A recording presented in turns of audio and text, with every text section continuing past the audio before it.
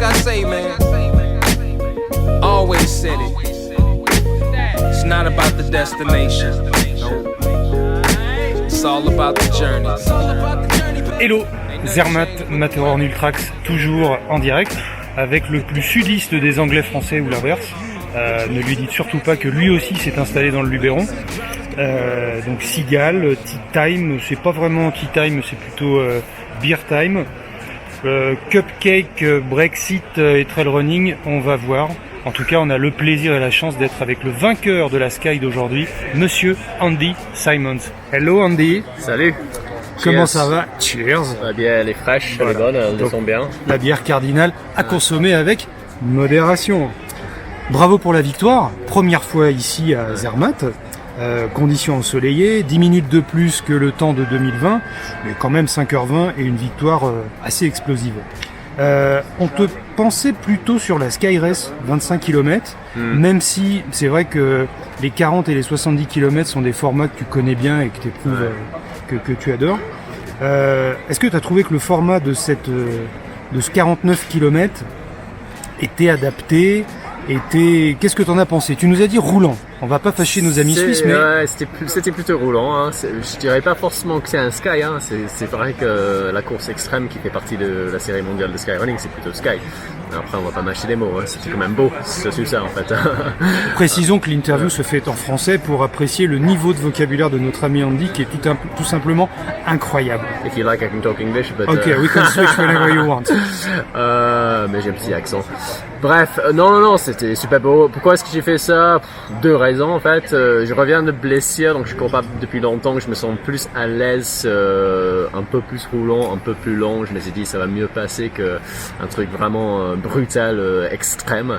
Je pense que j'aimerais quand même bien le faire, hein. Donc peut-être que l'an prochain je reviendrai faire l'extrême parce que ça a l'air quand même super chouette. Oui, tu connais les Matézins, tu connais ces formats-là, t'as fait Kima, je fais Kima, la Skyline, t'aimes les choses techniques. Ouais, j'adore ça. J'aime tout ce qui est un peu moitié grimpe, moitié course, et c'est vrai que l'extrême c'est que ça.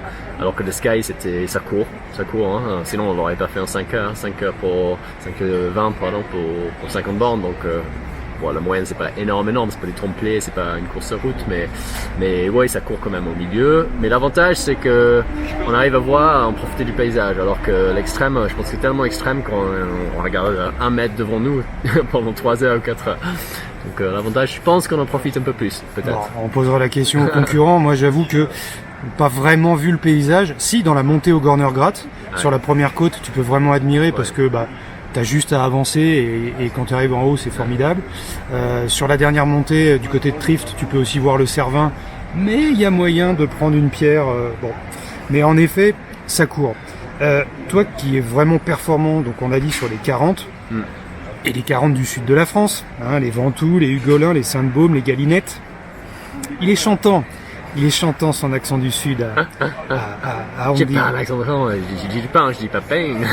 Bientôt tu vas parler comme ça, on va voir. C'est ma fille qui va me forcer à le faire peut-être, oui. Donc, mais on oublie aussi parfois que tu as quand même été 5e de l'UTMB en 2019, il y a un marathon des sables, les Trans Grande Canaria, 9e et 5e, le Lavaredo.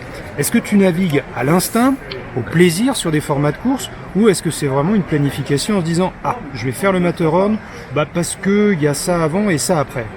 Tu sais, depuis décembre 2019, il n'y a rien qui se planifie dans la vie. Hein. Sauf que... Le concept d'imprévision, oui. Ouais, on est dans l'imprévision un petit peu. Hein. C'est vrai qu'on ne sait jamais quelle course va être maintenue. Est-ce qu'il y aura des mondiaux en fin d'année? On sait que c'est déjà plus le cas. C'est peut-être l'année prochaine, mais... Ah bon? J'ai des doutes, ouais. Tu as un scoop? Oui, non, mais on sait déjà que c'était censé être au mois de novembre. Maintenant, ils ont repoussé au mois de février. Et ils vont confirmer en novembre, mais moi je ne mettrai pas d'argent dessus en fait. Hein. C'est un contexte difficile, c'est normal, on est obligé de le faire avec, donc on improvise. L'avantage avec la course épée, c'est qu'on peut le faire tous les jours, n'importe où, comme on veut. Donc il y a toujours quelque chose quelque part, même que ce soit à la maison, même si c'est dans un rayon d'1 kilomètre, ou 1 kilomètre et quelques, pendant un petit moment, on arrive à faire quelque chose. Donc oui, je navigue un petit peu à vue, mais... comme sur la vie, tu vois. Mais oui, non, on en profite et je reviens sur un peu ce que tu disais de ce que j'ai fait dans le passé. J'aime effectivement varier les choses. Hein. faut en profiter de plein de choses. Je sais pas, en fait, j'arrive jamais à savoir si ma spécialité c'est le court, le long, la technique, le non-technique. C'est impressionnant parce que tu avais déjà fait un UTMB 2 ans avant, je crois en 2016 ou 2017, Ouais, où tu avais dû finir ou 16 ou 19e. ouais, j'étais. Et cette 5e place en 2019, sur des formats très longs, très opposés, cette variété est impressionnante. Ouais. Bon, il y en a pas mal qui arrivent à le faire, je pense quand même, mais oui, non, mais c'est ça qui m'intéresse et qui m'excite un petit peu parce qu'on arrive à tester autre chose. L'UTMB, j'ai bien apprécié, mais ça fait super mal, donc c'est pour ça que je retourne pas tous les ans, hein. Peut-être que je le referai un jour, mais Ah, intéressant. à voir. Donc ce 49 km Sky, est-ce qu'il pourrait laisser présager mon petit doigt me dit que la semaine prochaine, il y a quelque chose qui se passe à Chamonix. Une OCC, une CCC, une TDS, enfin un truc avec 3 lettres ou 4. Non, je ferai jamais une course d'enfant à l'UTMB. Il y en a qu'une course qui se fait à l'UTMB. Je pense que je me verrai jamais. La PTL, c'est une course d'enfant, non? Peut-être, ouais. Ouais, ça c'est pour les grands-parents plutôt. Je sais pas pourquoi, mais je me verrai pas un TDS, un CCC. Si je refais, ce serait l'UTMB point. Hein, Ok. Donc cette année, c'est pas prévu. Non, j'étais blessé pendant le mois de juillet, donc je reviens juste. J'avais imaginé peut-être les mondiaux au Thaïlande, mais ça se fera plus, au moins peut-être pas cette année en tout cas. Peut-être les Templiers, ouais, c'est une option, mais il y a des options, hein, ça qui est bien. Hein. Après, on sait pas ce qui va se passer dans le monde d'ici un mois ou même une semaine. Ça va aller assez vite et pas forcément dans le bon sens, mais il y aura des options et des choses, je pense, cet hiver, que ce soit en France ou pas très loin. ouais. Et c'est vrai que la situation en plus entre la France et l'Angleterre reste incompréhensible. C'est un mélange de perfide Albion, de guerre de 100 ans et de géopolitique du 21e siècle. Ouais, je suis pas fan non plus, ouais. C'est étrange. Donc tout peut arriver, voilà. L'imprévision. Zermatt, splendide. Donc on rappelle que Zermatt, il y a une église et un Cervin, mais qu'on ne voit pas, et des véhicules électriques et des bars à bière à consommer avec modération. Zermatt, étonnamment, c'est ta première expérience de course vraiment montagnarde avec Montreux, mais suisse. Alors que toi, comme on l'a dit, tu connais toutes les plus techniques, je dirais. Le Trophée Okima, les Mathézins, le Scacciabarozzi, le Grigné Sky Marathon, la Skyline, évidemment. C'était étonnant. Pourquoi n'étais-tu jamais venu ici? Zermatt, je sais pas, c'était trop cher. C'est trop cher. J'étais déjà venu une ou deux fois, j'étais en train de réfléchir à l'instant. J'étais déjà venu, j'avais fait le tour du Dent du Midi. Ouais, j'ai fait Splendide ça trail. avec mes potes de Très la fac, ancien. hein, il y a peut-être 20 ans. Hein. J'ai déjà venu une ou deux fois et j'ai fait une course dans la vallée de Gruyère, là, comment ça s'appelle, la montée de... Ah, tu as fait la Nisenlauf? Ouais, c'est ça. Ouais. Il a fait la Nisentrepenlauf. Donc pour nos J'ai fait une ou deux auditeurs, choses, hein. c'est quand même une course assez spéciale. Ouais. Les dossards sont très réduits et une fois dans l'année, l'escalier qui monte au Nisenlauf, au Nisen, est ouvert et c'est une course de 2000 ou 2200 Ouais, de plus de c'est beau, il y a dénivelé. de quoi faire ici, mais je sais pas pourquoi. J'ai fait beaucoup de choses en Italie, faut dire, parce que Oui. à la base j'ai cherché les courses italiennes parce que c'est là où il y a du vrai skyrunning. Hein. C'est pas du faux skyrunning qui pourrait éventuellement se trouver ailleurs, mais là il y a vraiment du technique. Hein. On a de la Via Ferrata, on a. Et puis de les gens l'altitude. viennent, ils courent et ils Ouais, repartent chez eux. C'est clair. Et donc j'en ai fait pas mal en Italie. Depuis que je vis en France, depuis 10 ans maintenant, j'en ai fait pas mal en France. Je cours très peu en Angleterre maintenant parce que c'est loin et parfois c'est difficile d'y aller. J'ai prévu d'y aller cet été pour faire les qualifs justement pour les mondiaux. J'aurais pu y aller, mais il aurait fallu m'isoler pendant 14 jours. Moi j'ai aussi un boulot et une vie à côté, donc j'avais pas que ça à faire. Donc, je suis pas allé justement. malheureusement, hein, mais j'y retournerai bien. Hein. J'aime bien l'Angleterre, hein, mais Bon. une fois tous les 2 ans à peu près. Bon, on va y revenir. Est-ce que justement alors, il y a le Covid et il y a le Brexit. La question Brexit, elle est inévitable. Surtout avec quelqu'un qui parle aussi bien français, on ne peut s'empêcher de demander ton avis. Est-ce que ça impacte tes déplacements, tes projets et éventuellement ton envie de revêtir les couleurs de l'Angleterre pour les mondiaux comme tu l'avais fait en 2019? Ouais. Non, mais c'est une vraie question parce que je suis fier d'être anglais et britannique, mais je suis pas du tout fier de la situation politique et ce choix égoïste et chacun pour soi en fait, qui était prise qui était même pas bon pour c'était pris dans l'intérêt des Britanniques, mais c'est même pas dans l'intérêt. Tu nous as dit que tu avais voté pour. Non, pour le Brexit. tu me chauffes. Non, mais je suis vraiment pas pour ça hein, depuis toujours, hein, et je trouve que c'est mauvais. Et malheureusement, c'est un constat de ce qui se passe un peu partout. Hein. On a vu avec Donald Trump, maintenant c'est plus Donald Trump, c'est tant mieux. Mais c'est un constat qui divise. Hein. On met les mieux partout. Hein. On essaie de se fermer, on met à droite à gauche pour empêcher des Syriens, des endroits où il y a des guerres comme en Afghanistan. On va peut-être laisser quelques centaines ou peut-être quelques milliers rentrer, mais c'est peu par rapport au contexte général. Donc on est chacun pour soi, on essaie de préserver ce qui est dans son pays, mais c'est comme le changement climatique. Oh là là là là, ne parlons pas du changement. Non, on n'en parle pas, c'est bon. Non, en plus tu vends des panneaux solaires, donc c'est pas bon. Bref. Mais est-ce que ça impacterait toi sur ton désir de dire je vais représenter Oui, un peu, ouais. Après, je suis britannique, je suis français aussi depuis 10 ans. J'ai les deux passeports, les deux nationalités, mais j'ai toujours mon accent anglais, ça c'est sûr. Et même si ça fait 10 ans que je vis là-bas, je me sens plus britannique, c'est normal, hein, parce que je suis né là-bas, ma famille, mes parents, ils sont britanniques, donc j'aurais eu quand même du mal, et en plus les Français, ils sont assez forts, donc c'est peut-être plus difficile d'entrer dans l'équipe. D'accord. Mais non, mais ça rentre pas, mais si j'ai recours pour international, je pense que ce sera toujours pour l'équipe de Grande-Bretagne, bon. L'équipe de Brexit, on va dire. Ouais, le Brexit team. Brexit team, ouais. Deux dernières questions, parce que je crois qu'il y a une certaine Hilary Girardi, et il y a un dîner avec l'équipe Scott qui risque de faire des étincelles ce soir. On n'en dit pas plus. Martin Gaffuri, spécial dédicace à toi, qui nous écoute, c'est sûr. La première question, si je m'en rappelle bien, tu viens de la patrie du fell running. Ouais. On a été impressionné par un Zach Hanna, irlandais. Ouais.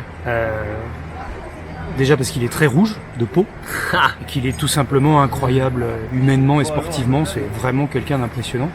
Et on met des pièces sur lui. Est-ce que le fell running, toi, t'as quelque part influencé dans ta pratique de la course à pied, ou est-ce que t'as jamais trop... Non, je pense que j'ai toujours gardé ce côté... deux, trois notions en fait qui, tout droit. En fait, le fell running, c'est une version très pure, je dirais puriste du sport. Qui commence au pub en général. Commence et finit au pub. Ça te coûte 2 livres, donc quelques euros pour t'inscrire. Tu finis, t'as peut-être une bière, t'as pas un t-shirt finisher, t'as une bière ou t'as un pie, tu vois, avec steak and kidney pie ou un truc comme ça. Et un pari stupide qui dit je te parie que t'es pas capable de monter. Quelle que soit la météo, tu mets un singlet, un veste, un débardeur, avec un mini short qui cache rien. Tu mets peut-être un bum bag là, une petite banane là, avec un sifflet, une boussole. Et c'est pas balisé comme une course en France, c'est balisé au sommet, c'est balisé à l'arrivée. Bon, j'exagère un petit peu, mais c'est quasiment du tout droit. Et je trouvais ça quand je suis rentré en France. Je m'étais dit, j'ai jamais fait du trail running avant d'arriver en France, parce que le trail, il n'existe pas vraiment en Angleterre. Oui, il commence à exister un petit peu, mais c'est pas du tout le même concept. C'est balisé tous les 20 mètres. On a des revues, des magazines dans les journaux, les magazines, dans les magasins. On a beaucoup plus de commercial, beaucoup de produits, beaucoup de marketing qui tourne autour de ça, beaucoup en France, alors que le fell running, T'as rien. C'est simple. C'est du vocal en plus, c'est du verbal presque. Et j'aime bien cet aspect parce que je me dis, la course à pied, oui, je cours pour une marque qui font des super produits, mais ça reste simple. Si tu veux, tu peux juste prendre un short, un débardeur. Si tu veux un bon débardeur, tu peux payer plus cher, tu peux avoir un truc plus sympa. Les Scott par exemple. Ouais, un Scott par exemple. Ouais. Et t'as une bonne paire de basket et c'est tout en fait. Les Scott par exemple. Ouais, par exemple. Si tu veux un truc qui accroche, tu vois. Traction matches, ouais. Mais non, mais ça reste super simple. C'est pas un sport où t'as besoin de dépenser des milliers non plus, ouais. Mais ça t'imprime encore un petit peu. Et tout ce qui est, tu vois, les habits compressifs, des bâtons, des trucs pour ajouter en fait. Ouais, ça, il y en a qui ça plaît, mais Je suis plutôt ouais, j'aime bien l'aspect simple. J'aime bien derrière. Parfois, je mets des bâtons si je vais marcher, mais là, je suis pas pour une marche, je suis venu pour courir en fait. On t'a vu ce matin, tu étais dans le plus simple appareil, light, sans Je me prends pas la tête flasque, en sans fait, rien. c'est un sport simple. D'accord. Et je pense que c'est effectivement le trail running qui a un petit peu instauré cette mentalité peut-être. Hein. D'accord. Ouais. Excellent français. Dernière question, après on aura juste un bonus. Sur la Matterhorn Sky 49 km, est-ce qu'il y a une section ou deux que tu retiens particulièrement, soit par leur dureté, soit parce qu'à un moment tu t'es dit « Ah ouais, quand même ». Moi j'en ai une en tête, mais je vais voir si toi c'est la même. Ouais, les gros sommets quand même, là où Le Gornergrat. Ouais, le Gornergrat. T'arrives ouais, et là, il y a un glacier. Ouais, oui, parce que tu bascules et c'est sur la mini crête Ouais. qui dure pas très longtemps, mais t'as quand même une sacrée vue de l'autre côté sur le glacier, ouais. C'est énorme. C'est un parcours intelligent, je trouve, qui Ouais. met vraiment en valeur le coin. Et là, t'as un mini bouclier roulant, donc tu peux même lever la tête un petit peu, en profiter, ça dure pas longtemps. Non, puis c'est le Après, moment de la photo en plus. Ouais, c'est clair. Donc ouais, non mais tu passes la journée hein, entre 7h et midi et quelques à faire le tour de Zermatt en fait, avec des vues différentes sur le Matterhorn, c'est juste super beau en fait. Hein. Bon. Question bonus. Scott, c'est une bonne équipe. Ah non, c'est de la merde. Ah pardon. Ah, putain. Bon, on coupera au montage. Bon, Andy, la prochaine course, c'est quoi pour qu'on te souhaite quelque chose? La prochaine. La prochaine course pour moi? Oui. Je sais pas. Imprevisto. Ouais. Eh ben alors écoute. Tu vas Merci voir. pour la dispo. Tout de bon pour la prochaine Course course. à bière peut-être. La course à la bière. Un beer mile, c'est ça la prochaine course. Ok. Un beer mile. Merci Andy. Cheers. Mais pas loin des pintes. Hein. Oui. Ça compte pas. Et ce soir, sobriété au dîner Scott. Merci. Always said it.